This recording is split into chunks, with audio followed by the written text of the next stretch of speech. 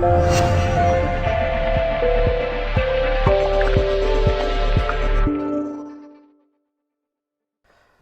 Jim, congratulations. I don't think anyone could begrudge you a late equaliser today, but is it tinged with disappointment that you maybe should have had all three?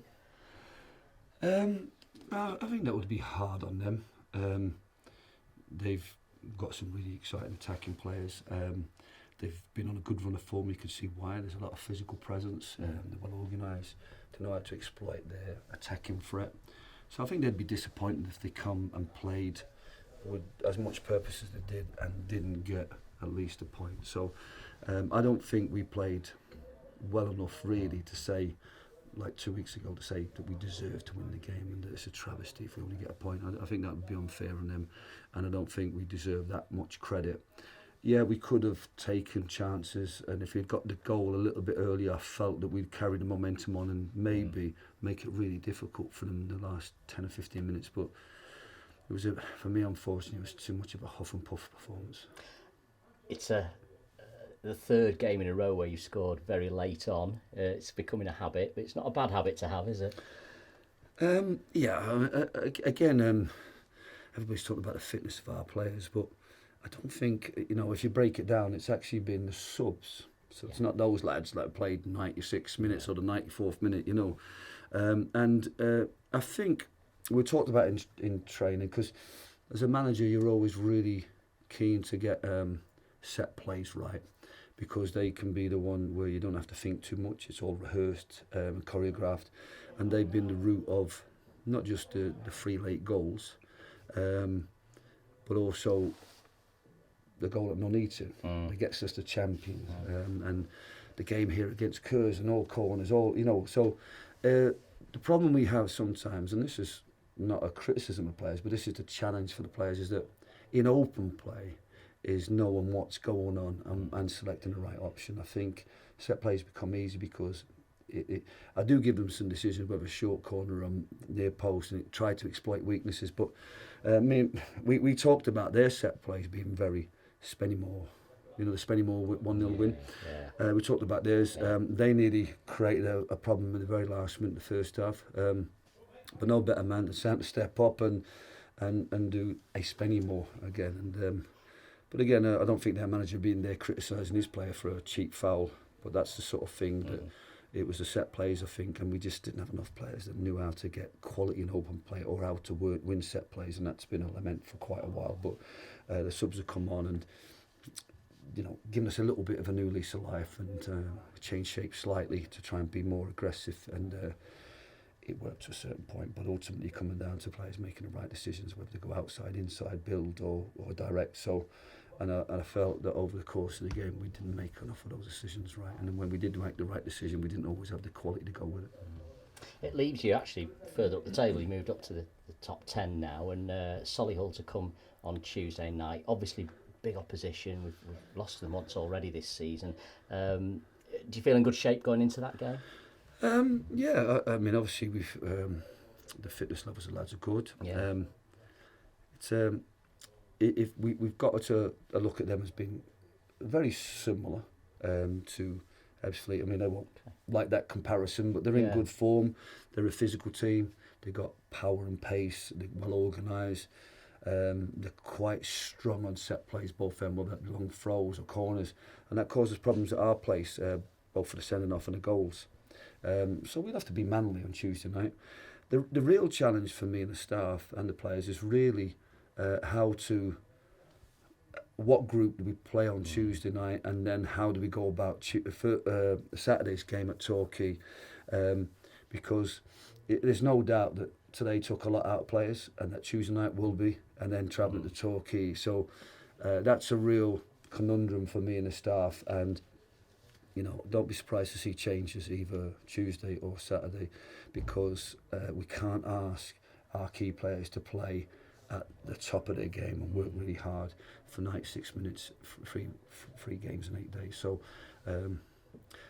it's a risk if you change the team, but it's also, we hope, that the one defeat that we've had in this period is where we've kind of stuck with the group that got 2 good results, and then you want to go with them, but the edge has gone a little bit, and I thought there was a little bit of an edge missing today. So maybe maybe there's time for a few changes, well thought out changes, to make sure that we have energy, freshness on Tuesday night, but also a really purposeful team when we go to Torquay. I think players will probably like to hear that, won't they? Because if you think about it, the way the subs have responded in the last 2 or 3 weeks suggests that everyone's chomping at the bit to be involved at the moment. Because you're on this run of 1 defeat in 8. It's a great time to come into the team. Well, yeah, I mean, we've got a couple of lads who can't get into the 16. And Yeah. they've obviously had the head down scenario. Then they've come and spoke to me, and I said, look, we're all going to. It's very hard for players. Even Conor de Mayo and Alex Curran think, well, where do I fit into this jigsaw? And I think that we've got, we haven't got 28 players, and people are a million miles away. This is only an injury, and people are in, or only a tactical change, or maybe a freshen up of the group. So I've been trying to keep Adam Hamilton and Joel Easy and Dan Cowan's spirits up. And that's where I think that we have to give them an opportunity. We have to give Adam Thomas and other players that sat on the bench, Paul Town, we have to give them an opportunity. They're not bad players, they're good players, and they can certainly come in and do a job for us. But it's like every week. I know you're on about super subs or changes that bring goals. And I might sound like a broken record. Sam Walker probably feels disappointed to be out of the team, but what a professional. He understands why we're trying to do it. Yeah. Keano had a hard day trying to contain them when he broke. Yes. And Elliot had a hard day trying to be a 10, a second 8 and fill in. And I think the other players didn't really do enough to deserve them working so hard. So again, we'll have to tweak the shape, tweak the personnel. I'm just trying to find the right solution. But I think the message to all the players was really that I respect all their ability and all their energy. We won't underwork them, we won't overwork them. So it's a big week, because if we can come at the end of this week and having 2 positive results, then I can say, well, it's 10 games, 1 defeat, so many points, and then we can be saying to ourselves that we are a conference national team, and we're conference national players at minimum, and if we keep working really hard, we can look forward to being strong in December. So far it's been, apart from the first game in November, it's been a solid month, and we want to carry that into December. We had a fantastic December last year, and then it was all about just doing the business to the very end of the season. And I think there's a lot of work to be done, but there's a lot in place at the moment, and I can't look too far ahead, because I kind of, phase 1 was where we kind of stuck with the core group, tried to keep 70%, 75% of last year's team and trust them to deliver, and they did.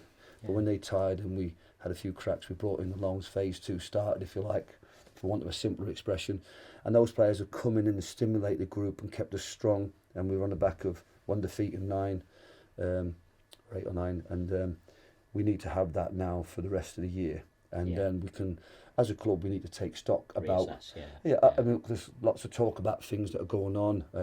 I kind of need to know whether the loans are going to go back and we're going to start maintaining our own group of players and see the season out, or whether there's an opportunity maybe to keep the squad strong. What does next season look like? I'm doing a lot of work behind the scenes to try and, it's not just about Tuesday and Saturday, it's about, well, how does it look to Christmas? What does it look like in the new year? What does it look like next year? Because if you don't do that, then you're never going to make the progression that we want to do. And with this season, we're all pleased and satisfied with what we're doing, maybe happy, but my job is to make sure that momentum continues and that we carry on over the course of this season, building and getting stronger and growing, because we want to be contenders this season and next season, and we'll only do that if we can keep the quality and keep building, and that's a challenge for everybody at the club from top to bottom. It never stops. Well done. We'll see you on Tuesday. Thank you.